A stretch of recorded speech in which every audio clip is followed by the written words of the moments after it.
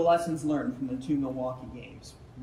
Well, I think just start on time, being ready, and start of periods. When the game is on the line, those shifts are really important. If you're up by one or up by two or down by one or down by two, those are big shifts and big moments in games. So when you say that the guys weren't ready from the opening puck drop, is that just a mental hurdle that they have to fight through, or how do you go about correcting that? Great question. Yeah, I mean, it's definitely mental. Like, we have to make sure that it's a privilege when you get to start a game or start a period, or even after goals. Like, those are big momentums, and if we trust you to go over the boards, then you got to be ready to play. Through that slow start, what are some of the things, what are the positive takeaways that you're looking to build on getting ready for this weekend? Yeah, I mean, I think like the slow start was definitely on Saturday. I thought Friday we started really well. We actually got up 2-0. I thought we were a little bit content after that. So, yeah, just the consistency in our game and learning that you might have to play 10 shifts where it's called 50-50 shifts, where nothing much happens and you're just doing a really good job of checking and being on the right side of guys, and then the 11th shift you might get a scoring chance. But it can't be in high event every shift, right? Nazar had a couple of goals over the weekend. Again, your thoughts on just how well he is adapting and adjusting to this level of play? Who's that? Sorry. Frank. Oh, Frank. Yeah, I thought he was dynamite, especially on Saturday. I thought he got better and better as the game went on. I thought he was good Friday too, but Saturday I thought he took a step forward, and I thought he was offensively our best player. Talk about keeping these guys rolling here through this break. I know, talking to you in years past, you're not a big fan of this early start where it's 2 games, 5 days off, 2 games. Just talk about what you've seen out of these younger guys, these college guys that are kind of keeping that same routine from their college days, how they've been able to handle that. Yeah, no, good. I mean, today we had a workout day. We didn't go on the ice. We'll be on the ice here the next couple of days instead. But yeah, I mean, it's good and bad, right? It's good in a way you get to kind of talk some things, get to know some guys, you know, get to know better, and just kind of reestablish how we want to play, and you know, from the weekend, obviously a tough weekend in terms of some of that, so we kind of want to take a look at some areas that we need to clean up, and I think we have the last couple of days. And then obviously the Hawks making the move to extend Landon here. Have you seen any more confidence on the ice since that move was made, now that he can kind of relax a little bit more? Not really. I think he plays the same way no matter what.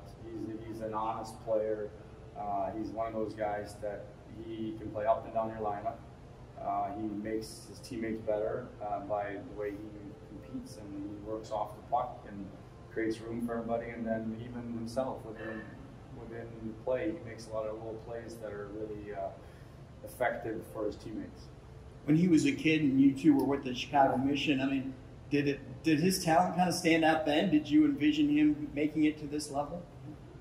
Well, I mean, you see the potential, right? Yeah, so we definitely saw the potential, and like he's been a winner, right? Even when he was with the Mission, you can tell, and not just winning trophies. I'm talking about just the way he plays his game. He wins his shifts, and he puts the next line in good situations, puts his teammates in a good situation, and you see it early on with him when he was younger that he had a great motor on him, and he had the ability to make plays, and you know, inside of contact, and he did a lot of good things. So staying healthy was obviously a big thing, and then once he went to the program, you know, obviously followed him and saw that he had good development there, and then went to Notre Dame. So I kept in touch with him and seen him play. So I'm not surprised that he is where he is today. No. How special was that to get him back in the locker room with you, and obviously has that relationship from Mission carried on here? Yeah, I think it's fun. You know, I mean, I think it's good. I mean, anytime you have a relationship with a player, it makes things a little bit easier. I think with him, he's such a great character. So I don't, you know, I think even if I didn't know him before, I think I would have gotten to like him pretty quickly here. But yeah, it helps for sure. Yeah, we just talked to him. He made a great impression on me, first impression. Yeah. You got so many young guys on the team here. When you go through kind of a bumpy weekend like this one, do you worry about their confidence being shaken a little bit, or are they so young they just let the losses roll off their backs?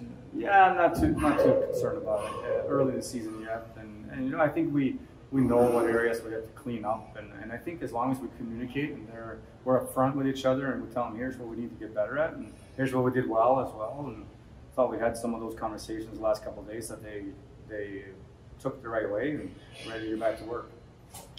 Wanted to ask you about the penalty kill. It's been perfect so far this year, and of course, not having you reveal any secrets about your system, but what are a few things that have gone well in that standpoint?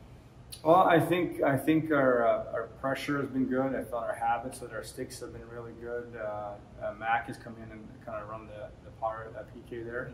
He's done a good job of kind of let the guys know what we want, and obviously we got some timely saves as well, and those things are always add up to usually pretty good numbers on the PK.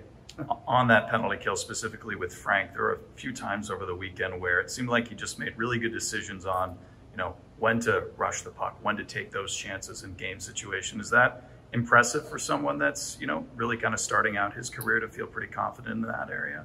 Yeah, it is. I think I know he's killed before in college and World Juniors and whatnot, but yeah, it was fun to see him and Landon together. I think they had 3 or 4 breakaways between the two of them on the PK, right?